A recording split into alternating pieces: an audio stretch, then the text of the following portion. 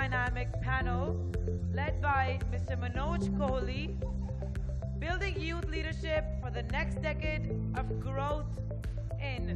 So I would like to call upon Mr. Manoj Kohli, who is the Executive Chairman of SoftBank Energy.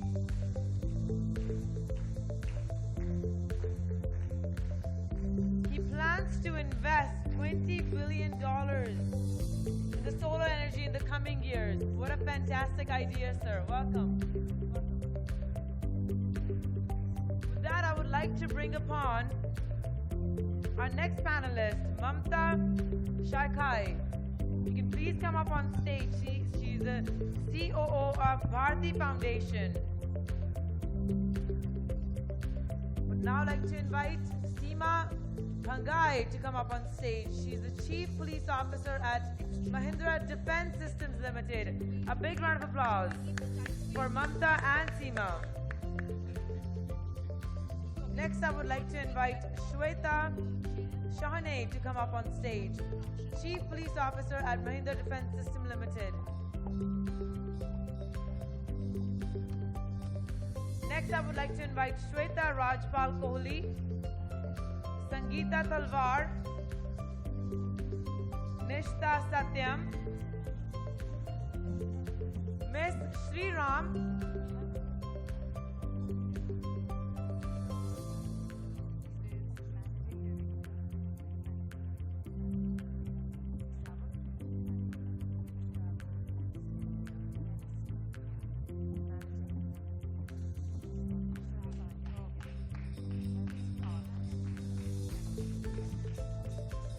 Shweta Sahani from Swabbles NCR.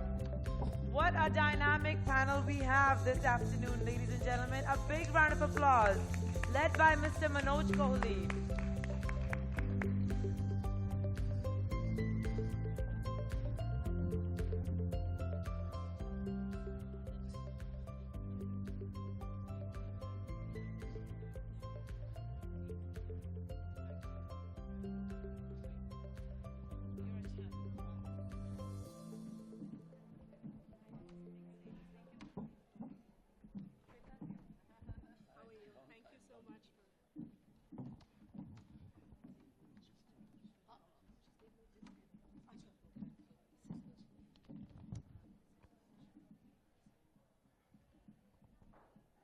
Okay, good afternoon. Welcome to this very important session. I have a fortune. I'm a very blessed person because I've got so many ladies in my life, 2 sisters, 2 daughters, mother, wife, and others in office who support me. And I'm so fortunate that I've got very, very talented list of managers and leaders and entrepreneurs on the panel today. So I welcome all of you. Mamta, Seema, Shweta, the 2 Shwetas. The other Shweta is also here. Welcome and meeting you after a long time. Sangeeta, Nishta, she's not there, and Dhuvarka. Sorry if I mispronounced that name. So welcome to all of you. Today, this panel is about future of Indian economy and Indian growth and how young leaders of India, especially ladies, can do well and outpace the men leaders, because men leaders have always led the field, and I believe that ladies can do as well, if not better. And I was just informed that Mamta, who is a very important leader in Bharti, my ex-company, is going to take over a very senior responsibility. And I think she will do very well, and she will do maybe better than past years. Before we start, I just want to tell you the format. The format is, we've got 30 minutes, so we have to cut short. My suggestion is we spend a couple of minutes each on sharing our personal story, so you can share your personal story. And then once we finish, we can, is that okay? Yeah, 2 minutes each, and then Q&A, then we can have a discussion with each other. 2 minutes is fine. So then we can have a Q&A and discussion after that. Let me start. I don't want to talk about myself, but I want to talk about one entrepreneur whom I feel is a star entrepreneur of India. But before that, I just want to share that next decade of India is going to be the golden decade of India. I think the biggest growth in the world, and especially the world economy, is slowing down now. In the slowing down world economy, India will be a star. Forget the noise of these elections, etc., etc. I believe that 7 to 8% growth in the next 10 years will make India very, very strong. And by the way, no part of the world is 7 to 8% growth. China went through it, and China is now stabilizing at a lower level. But no other country in the world is undergoing this kind of massive growth. So I believe we are very blessed to be in this phase of India's growth. And entrepreneurs, young entrepreneurs, female and male both, will do very, very well. Ritesh Agarwal is somebody I wanted to mention today. He is the founder and CEO of Oyo. You heard of Oyo? Oyo today is close to becoming #1 hotel chain of India. And Ritesh is not yet 26. He is 25. He started at 21. I am lucky that I am helping him, coaching him to become much bigger in life and in his business. Ritesh has been funded by my company, and he is now entered China, and he's bigger in China than India. He's entered US, he's entered Saudi Arabia, he's entering Brazil, he's gone into UK. When you go to London, you will see Oyo. And let me assure you, he'll be in all major markets of the world. And the goal is that within the next 3 to 5 years, Oyo will be #1 hotel chain of the world. And I think that's the kind of vision Indian entrepreneurs, young entrepreneurs should have. Now, what is the difference these young entrepreneurs make to life compared to old entrepreneurs who worked in licensed regime? There's no licensed regime now. It is open market. It's open the world. There's nothing holding you back. These young entrepreneurs, because I work with many of them, I work with Bhavish, who's the Ola chief, I work with Vijay, who's Paytm, and many others. These guys come with open mind. They are open. They really don't have anything constraining their mind. The world is the market. Secondly, they have technology to support them. Today, if somebody wants to get into 5 to 6 lakh villages of India, you can easily get into 6 lakh villages of India, because all these villages have mobile internet.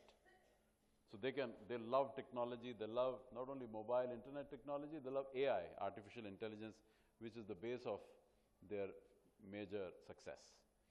Also, these guys, all these young, they have hunger, because I have seen many of them coming from small towns. Ritesh, for example, comes from a small village in Orissa, small village in Orissa, and #1 in the world in the next 3 to 5 years. That is what India's potential is, you know. And he not only has huge hunger, but also he and such like people think out of the box. They think so much out of the box. They don't think of old solutions to problems. They think of new solutions to problems. And I believe they just need some help, some coaching, some reality check from time to time. If you do that, all these youngsters will be very, very successful. I have no doubt successful in India as well as the world. With that note, on that note, I'll request Mamta to start and share about herself, and then we'll go by the same sequence. Okay.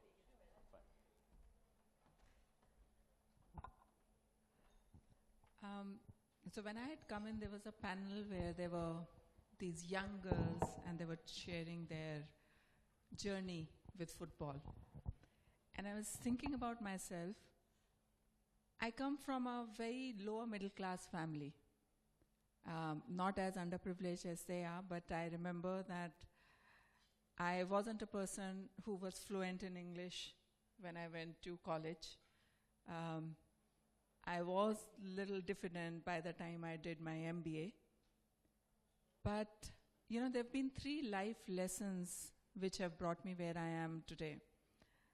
The first thing happened to me when I was in class 5, and I got very bad marks in maths. So both my parents are educators. Mother was a teacher, father professor. I got 5 out of 35. I have not forgotten my marks. And I remember my parents were so angry. My father is a scientist. He's a statistician. He's got theories to his name. And his daughter got 5 out of 35 in maths. And my mother, who was a teacher, she quit her job the very next day.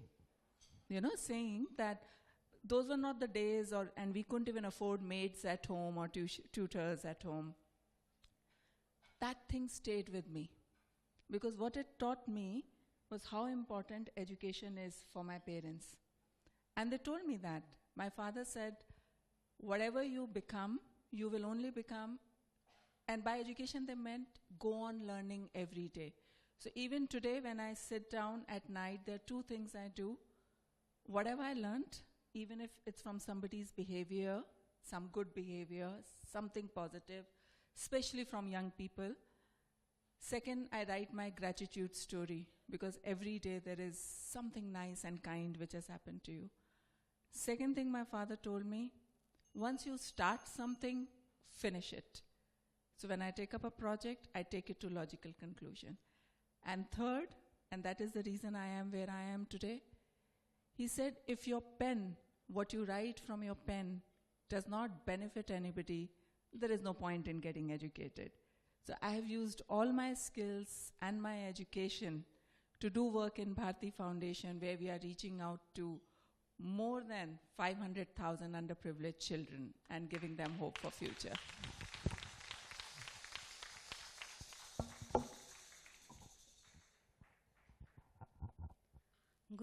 Good afternoon, everyone. Sorry, I don't know why I thought of good evening.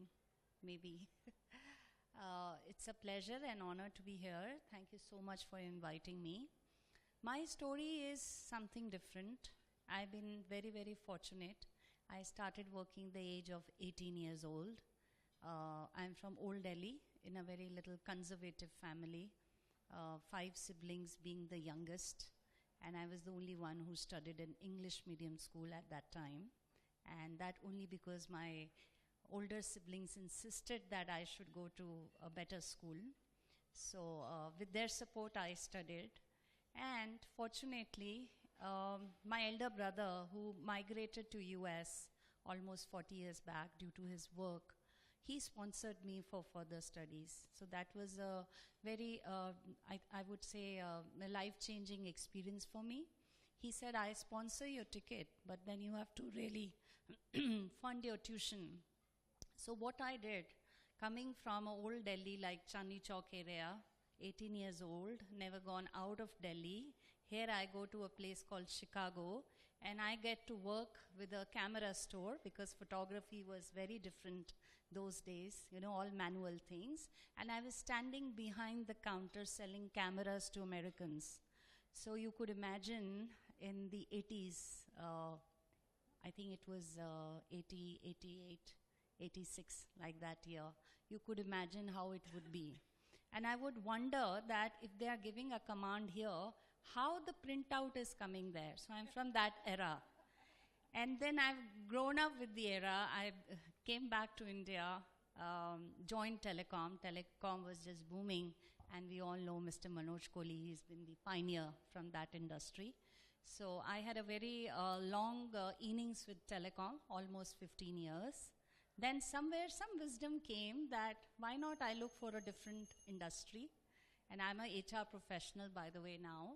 So HR remains the same wherever you go, whichever industry. So I joined consumer electronics or beer manufacturing. And from, I don't know from where, I got an opportunity to work with defense sector, which is a sunrise sector. So I now head HR for Mahindra Defense. And just quickly, I know my time is running, just quickly on Mahindra and Mahindra, on the theme that youth we are talking about, the kind of work we are doing for the youth, it's phenomenal. Whether we have shadow board, we have fireside chats, we have youngsters coming up, to senior roles, it's amazing. I wish I had more time to share those interventions, what we do there. So I'm very much with the youth, and thank you so much. I pass it on to the next. I'm going to go there. Oh,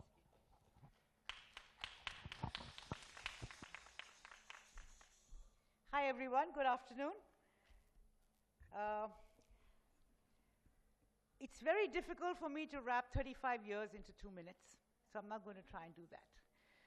I joined the industry of almost 40 years ago, and I was very fortunate, finished my IIM from Calcutta, and got a job with what I regard was one of the best marketing jobs at that time. I got into Nestle. And I didn't realize I was the first woman that Nestle hired into management. They'd never hired a woman into management. And subsequent years, I realized I probably am the first woman in the fast-moving consumer goods industry in this country. Certainly, I'm the first regional sales head to ever run sales for a quarter of India as part of my job. And the great thing was that I had the opportunity to create something which all Indians would have certainly heard of, to create, launch, and establish the Maggi 2-minute noodles range of products for Nestle. And that was my great privilege. Thank you so much. And I have written a book on my 35-year journey.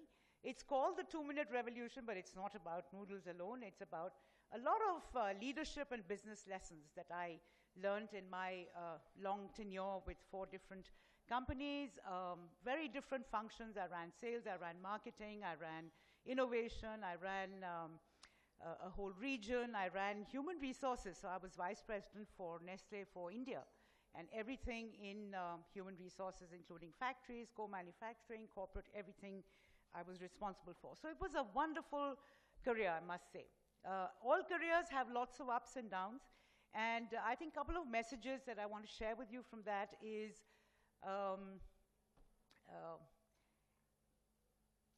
tough people last, tough situations don't, okay?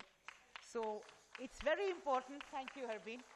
It's very, very important that you develop that inner resilience, and I think you've had a lot of sessions today about that. And quickly, a couple of other success mantras. So I'm going to take maybe 2 or 3 out of my life. One success mantra which I believe in is a word called fly vision, which means 2 very different things.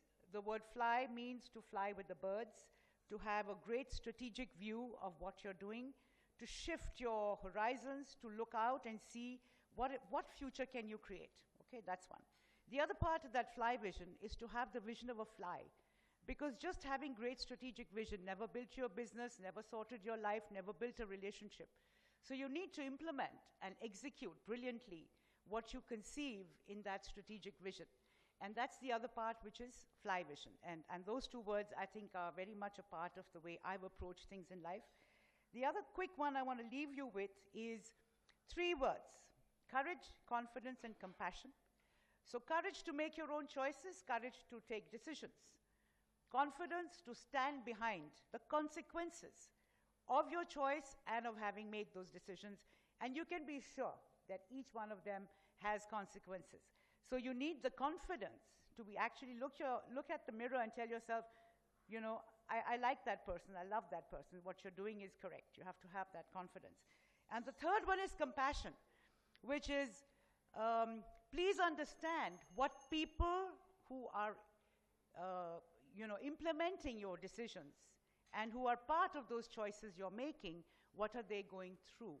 And of course, in an organizational situation, it means take the team along with you. Thank you very much.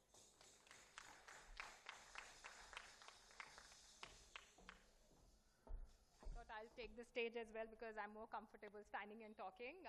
Good afternoon, everyone. First of all, I feel extremely overwhelmed to be standing here in front of everyone, such an esteemed audience, and given an opportunity to share my life's inspiration and message. A big thank you to Dr. Harbeen, Mr. Kohli, for giving me this opportunity. I think, as I see life, I think life's been really beautiful, and it's made more meaningful because of my two kids who teach me virtues of empathy and compassion on a day-to-day basis. I want to share a quick story with some of you. I was sitting with my son and we were doing this exercise. I was teaching him about animals when he was 4 years old, and I said, listen, let's play this game.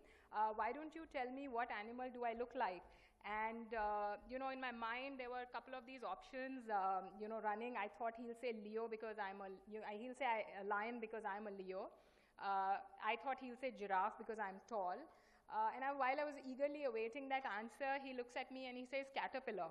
And I was really taken aback, and I said, is this what he really thinks about me? And I quickly, pranced to the mirror to check why did he say something like this about me? Am I too slow? I definitely don't have more than 2 legs. Why would he call me a caterpillar? And I was very touched with what he said. And he says, Mama, my teacher says that caterpillars are very hardworking, and they grow up to be butterflies who are very beautiful and they fly high. And I wish that that's the path you take, and I think that's how I can relate to you becoming, a butterfly. And I was extremely touched, and it was such a moment of motivation for me to say I have to get there. And every day that I get out of my house to kind of get out to work, I tell myself I better make a difference for justifying the fact that I'm keeping away from them. Having said that, I think a lot of working mothers in this room would relate to this fact that you have to be constantly, managing different routines at work, at home, expectations from family, from colleagues. And I think discipline is a virtue that I value the most at this point in my career. I entered the corporate world about 15 years ago as a young, enthusiastic 24-year-old. I missed being a millennial by 4 months, not that I have any regrets, but clearly, I was very enthusiastic to take up what's really in store for me.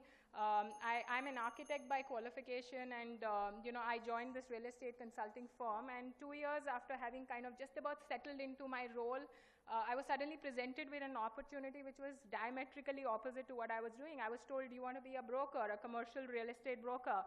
And I said, why not? But what does it mean? And there was a self-doubt that, can I do it? Can I not do it? I just plunged, did it for about 7 years, and as the 7 years progressed, there were other roles I picked up. I got married. We were on the way to have a baby.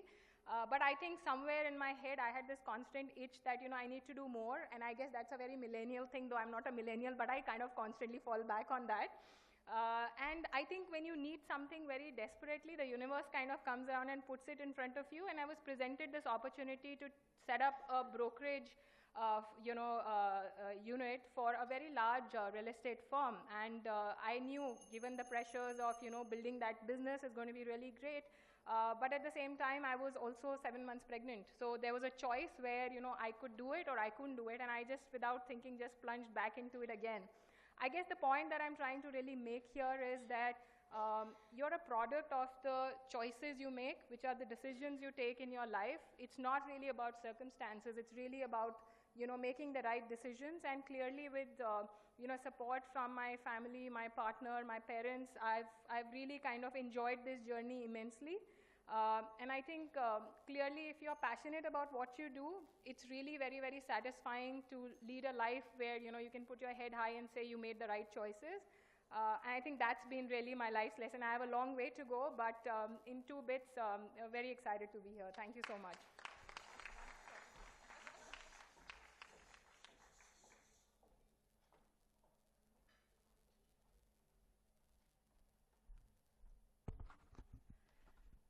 Thank you so much, Women Economic Forum and Mr. Manoj Kohli, for inviting me here. It's indeed a pleasure and honor. I want to take 2 minutes to just talk about my career journey, which spans over 2 decades. In these 2 decades, I've spent 18 years as a journalist, both print and television, and the last 2 years as a public policy professional. I became a journalist purely by accident. After school, I was trying to appear for my medical exam, the pre-medical exam, but once I didn't clear it, the only thing that I knew I wanted to do was something different. And I came across this course. My father told me that there is a new course which has come up at Lady Shri Ram College, which is a bachelor's in journalism, and without thinking too much, I decided to go ahead with it. In fact, I had a lot of apprehensions, because at that time, the preconceived notions that I had about journalism was that A, you need to be fantastic in English, you need to be extremely fluent, and the second was that you need to be very good in general knowledge. But as I moved along and spent nearly 18 years as a journalist, I realized that those are the two qualities that you need the least when you are a journalist. In fact, some of the things and some of the lessons that I learned during my journalism career is something that I realized you would need in any profession, and that's something I'd like to share with the audience today. First and foremost, your love for learning. I think that's something that has to continue if you are a professional, if you are someone who intends to have a career that is a long drawn-out one. You cannot simply stop the process of learning at any stage in your life. And that's something, whether you're reading up about a new story, whether it is about a new scam that has come up, or you are deciding to read up on new regulations, which is part of my world now, it's all about your love for learning. The second, I think, is your ability to build relationships and hold on to those relationships and build trust around those relationships. A lot of it comes from training yourself to know that these relationships are something that will continue. So people who I may have interacted with 2 decades ago are people you can still call up and talk to them, because there is a certain goodwill you may have built. There is a certain level of integrity that you've shown in your work ethic. I know we're out of time, but I'll quickly talk about 2 to 3 other things. Perseverance and consistency. That to me is the third most important thing, because I remember some of my biggest scoops in my journalism career came out of the fact that I was ready to stick it out. I remember when Lehman Brothers crashed and stock markets around the world went into a tizzy. India's RBI governor was attending the IMF World Bank meeting in New York, and I spent in Washington, D.C., and I spent nearly 12 hours waiting for him to get that interview without moving from the spot where he was, because it was an emergency meeting. And that to me was the biggest scoop. So persistence and consistency is, I think, perseverance is most important. Last but not the least, believe in yourself, because there will be tough moments, there will be tough situations, but the fact that you cannot allow people to pull you down at any stage, to tell you that things are going wrong. Very often, as a working mother who has an 8-year-old daughter and 5-year-old son, throughout your early parenting journey, you've been told that, oh, you know what, things are not going right for you or for your children because you're a working mother. Or you may need, very often people make you guilty for having both a career as well as a family. I think those are the tough moments where you need to have allies around you and continue to have the support where you believe in yourself. I'll just wrap up by saying that the one thing that I have learned is that I made a complete switch in careers after 18 years of being a journalist. I switched into a very different area of public policy, and very often people ask me, how could you make that switch? You know, they're 2 very different worlds. But if you stick by some of those principles and continue to work hard, you could take on any challenge and go ahead with it. Thank you so much.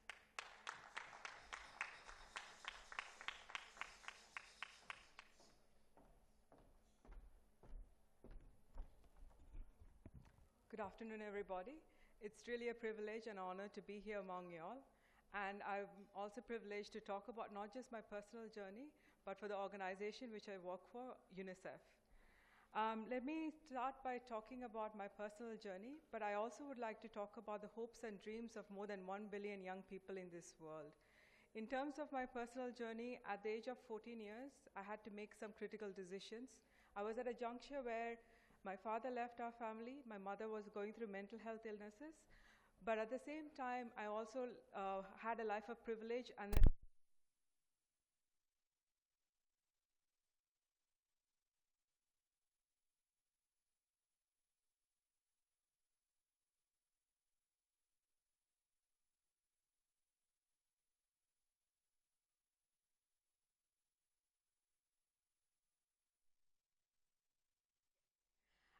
as I said, it was a life of privilege, but then I had to also look at what was living below poverty line. 3 things really helped me. 1 is resilience. The second is the dare to dream. And the third is about the mentors and the support system I had in the most unexpected of quarters.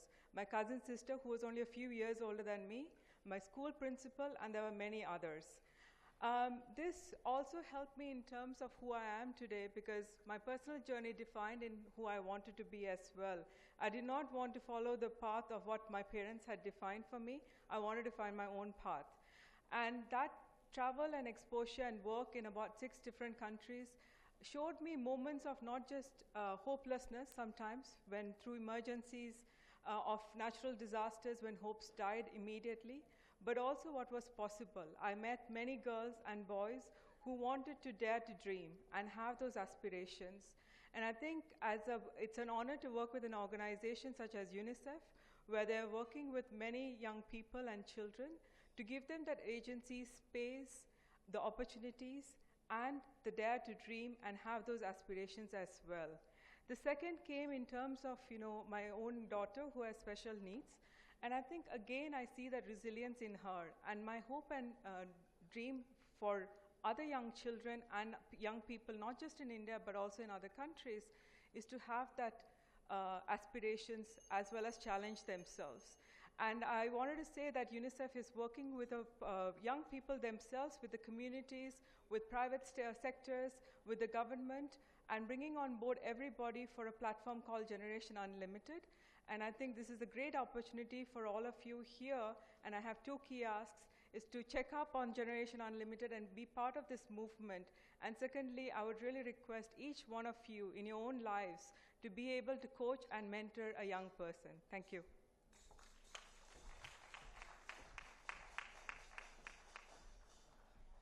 No, thanks a lot. I think each of these life stories were tremendous. I think the consistent message which I understood was courage with resilience. You need a lot of courage in life, and you also need resilience in life to stand strong and not be beaten down by ups and downs of life.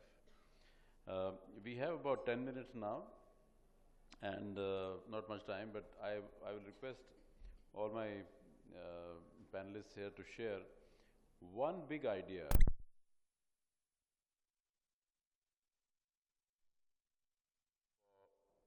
A bigger success of India, a bigger success of young leaders in next 10 years.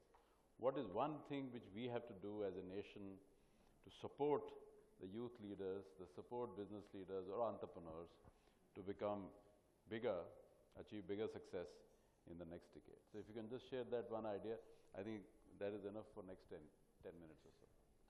So we work in over 2,000 villages with underprivileged girls and boys.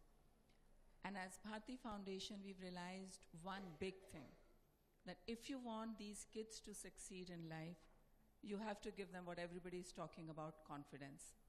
And we work with these girls, and you won't believe it, our kids actually undertake social development projects on the ground.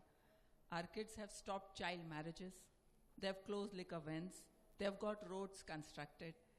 And when our kids get this kind of work done, the confidence that it gives them actually gets them ready for the future.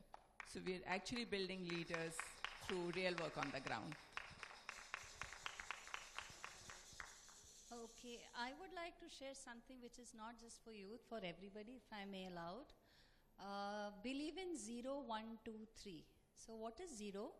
0 complaining, no complaining, okay? 1 hour of at least spend with yourself, either you're doing exercise, meditation, whatever you feel good, you get connected with. 2 is read at least 2 pages in a day. It could be any magazine, any story, online, hard copy, whatever excites you. And 3 is, what could be 3? Any guesses? Okay. So 3 is at least meet 3 people in a week. It could be your friend, could be a colleague, could be your anyone in your neighborhood, so that you really, really expand your horizon and you learn from them. So just believe in these 0, 1, 2, 3. That's what I applied, and that's how I've been able to reach at this stage. Thank you. What I think we should try and do as a country is actually encourage all families, and especially male parts of those families, to first look at all women in their life as individuals, as people who have their own ambitions, have their own minds, have their own personalities, who have their own dreams that they want to fulfill, and not look at them as role holders, as society bounds them with roles: sister, wife, mother, grandmother, daughter. And look at them devoid of a kind of, let me say, benign patriarchy. And if mothers and all of us could start treating girls and boys the same. You know, in some countries now there is a trend to have gender-neutral toys. I mean, why should you have guns and dolls, right? Give the guns to the girls, give the dolls to the boys, and see how they grow, right? So I think if we can take that out and treat all women and all girls as people with their own pattern of life, and encourage them to have that confidence, to stand on their own 2 feet, and more importantly, to think for themselves, to make their choices and to stand by those choices. I think we would be a great country. Nothing can stop us. Thank you. Okay, Sangeeta, that is very, very serious and important message. And I think this country still suffers from not giving equal advantage to our girls. And I want to give you a small story. I'm sorry I'm taking a minute out of the time. Where my father, when he was very old, before he passed away, I used to travel a lot. I used to be in US and all over the world, and and he used to get worried that if something happens to him and I'm not in India, because I'm the only son, and he felt that, will you be able to come back from US? I said, yes, but you are fine, you are okay. Why are you so worried? I'll come back if required. No, it takes 24 hours, 30 hours to come back. It's so difficult to come back. You don't get flights and all that. So finally he got frustrated with me one day and he said, okay, if you can't come back, then I don't want to be cremated by a boy of the family. I want to be cremated by your daughter. Misha is the name of my daughter. And he said, let's break all this. If you can't make it, that's okay, because you're far away and it takes time. Misha should do it, and we should break this tradition, old, stupid tradition of males doing it. So I just want to tell you a personal story. It was very, very, some foreigners here may not understand the background of this, but this is a male thing in this country, and we have to break all of them, one by one, systematically. We have to break all of them, because our girls are so bright, they are so talented, they will be much more successful in my view.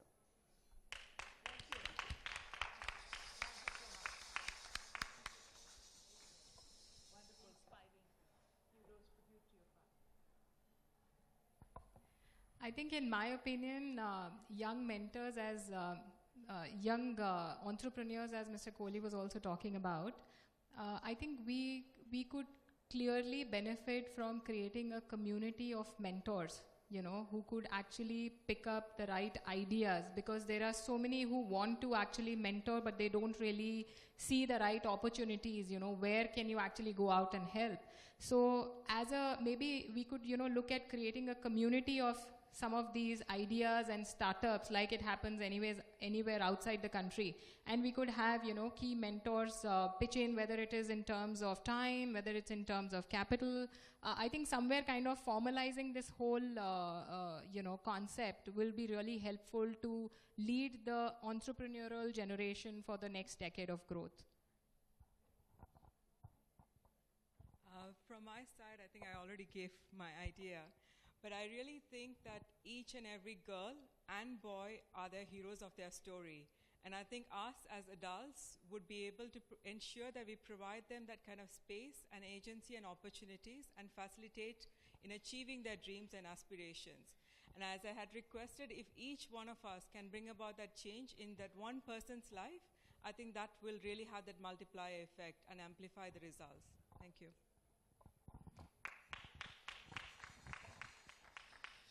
So I think as we're moving in this world where artificial intelligence and machine learning are the buzzwords and are going to clearly take over the world in the next few years, I think the country needs to make sure that we're reforming our education system to include three things, which I would count as either social skills, life skills, or critical thinking skills, but three things that are slowly getting depleted from our society. Number one, teach compassion and empathy. I think we're growing up in a society where there is lack of empathy, there's lack of compassion. The second I would say is ethics, and that ethics and integrity would include something that we see getting eroded in everyday life, whether it's in relationships at home or it is in relationships at the workplace. We very often talk about work ethic of millennials, and I think the one thing that stands out very starkly is that the kind of integrity and work ethic that you saw earlier, that isn't coming out as much as it should, because that is something that's very valued. And I would say the third most important thing would be to ensure that we are inclusive. I think we use the term equality very often, especially when we're at women forums and we're discussing women empowerment, but I think we need to broad base that to talk about inclusion, because now we live in such a polarized world where we are just not open to being inclusive as a society. We're just not open to diversity of views, whether it is diversity in religion, whether it's diversity in gender, whether it's diversity in sexual preferences, whether it's diversity in thought. So I think if we can teach inclusion and the ability to accept diversity, that would take us a long way in an era which would be dominated by emerging technologies.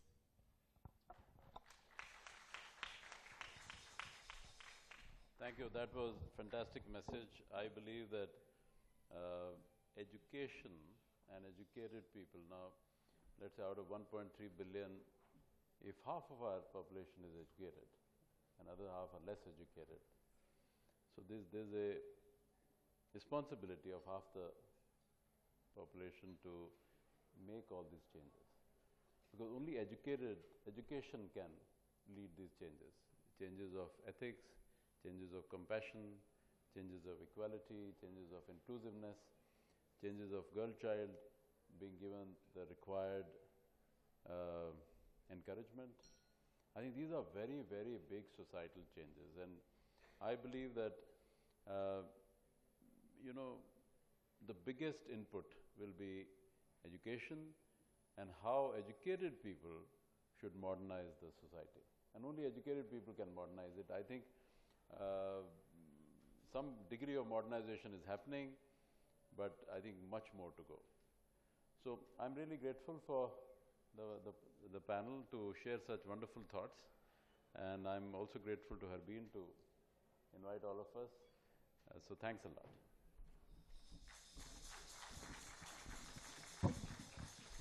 Thank you so much, Manojji. I just wanted to tell everybody that Mr. Manoj Kohli, who has gathered this wonderful, wonderful panel and for whom we've all come together, he commands tremendous goodwill, tremendous respect in our country. And if I would do a spontaneous listing of the top corporate leaders right now, you are listening to a man who's among the top 5 corporate leaders and thought leaders.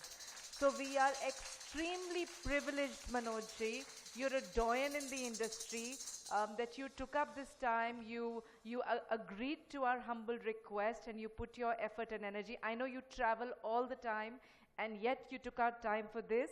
This session has been so beautifully about breaking stereotypes, shattering one stereotype at a time. We heard in the last session with Sarah Pilot how those little girls with one football in the air and one kick at a time are shattering stereotypes.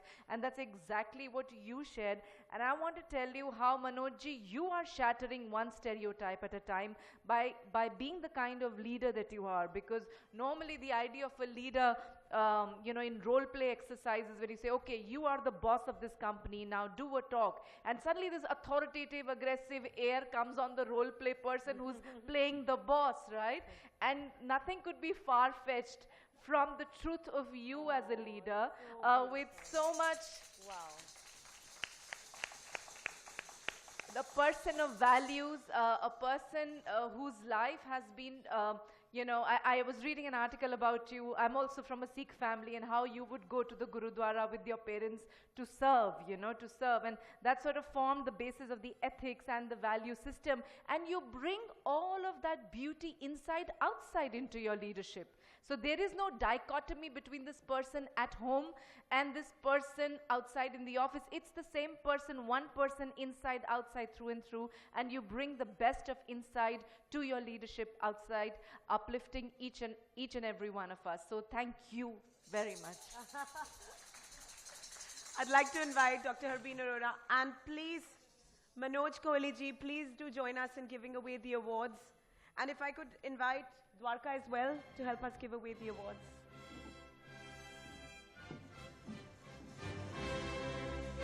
Welcoming Mamta Sekhia. Mamta, you are indeed an exceptional woman of excellence at the Women Economic Forum in New Delhi. We congratulate you for the work you do. Seema Bangia, please accept this honor on behalf of the All Ladies League as an exceptional woman of excellence.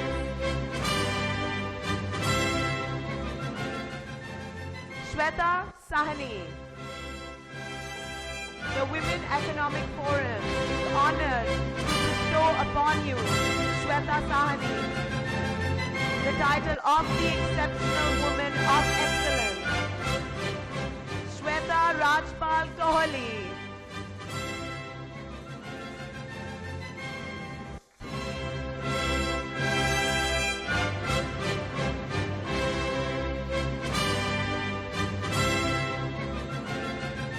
Sangeeta Talwar, please accept this honor as an exceptional woman of excellence.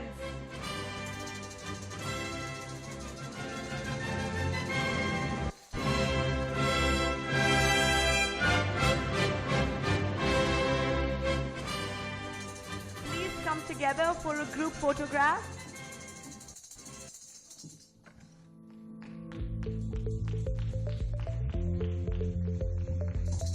I request everybody in the house to give us that post-lunch surge of energy. I think we need to stand, we need to move, we need to wave our hands up in the air, touch your toes if you have to, take a deep breath if you have to.